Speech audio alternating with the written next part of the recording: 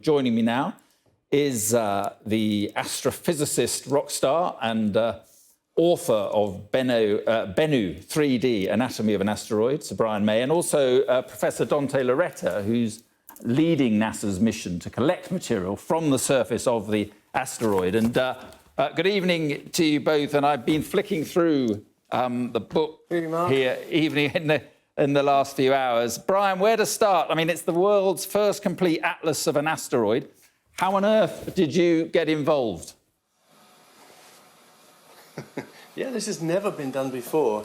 I got involved because I managed to intrigue Dante with my stereoscopic interpretations of the data that he was getting back from his incredible mission. So there's $1 billion worth of science, and we get to play with it. I get to make stereoscopic images with my colleague, Claudia Manzoni, and I sent them to Dante, and he said, this is going to really help us with the mission. Can you do more? Can we ask you for certain coordinates to be depicted in 3D? So I got into it, and we worked really hard, became good friends, and eventually wrote the book because it had to be done. Yeah, well, I mean, Brian, Bennu is, as I was saying, a potentially very hazardous asteroid, high probability of impacting the Earth in the late 22nd century. I mean, it all sounds very alarming, Brian. Yeah. Yeah, well, it's not going to affect our generation, of course, but it could affect a couple of generations' time. Yes, there is a low possibility of this particular asteroid hitting the Earth, and it's very essential that science is done right now to try and find ways to avoid that happening if it's going to happen.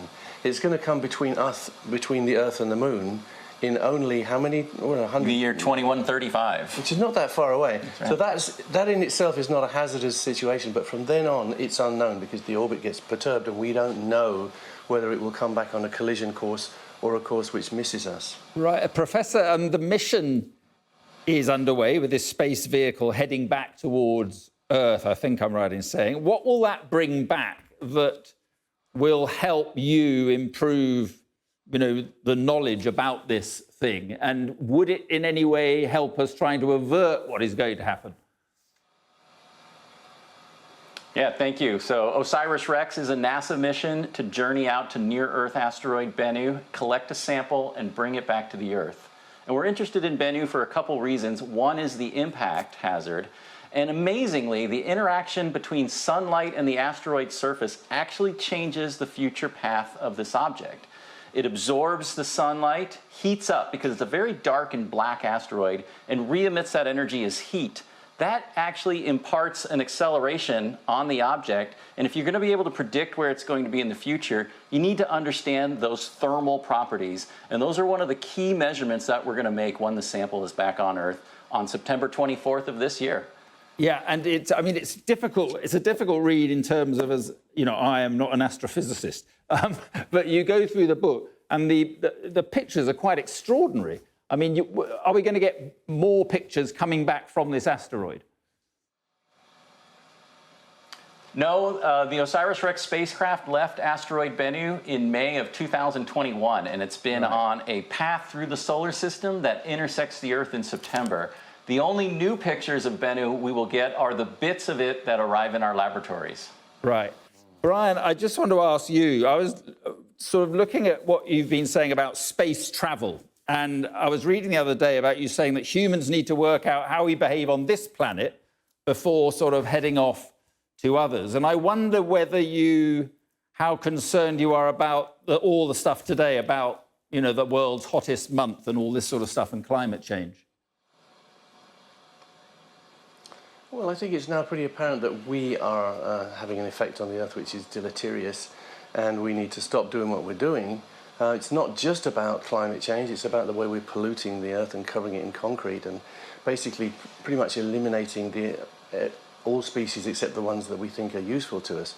So I think we need a major, major change of philosophy in the way we treat the other creatures with which we share this planet. So I did say this at one of the Star Wars conventions, and I said it in front of a number of men who had walked upon the moon, feeling very nervous, but they all came up afterwards and said, you were right to say that, Brian. We have to behave better on our own planet before we go out and putting our imprint on the rest of the cosmos.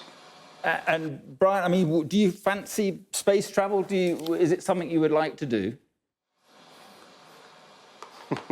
I would have liked to do. I think I'm a little old, a little kind of long in the tooth now.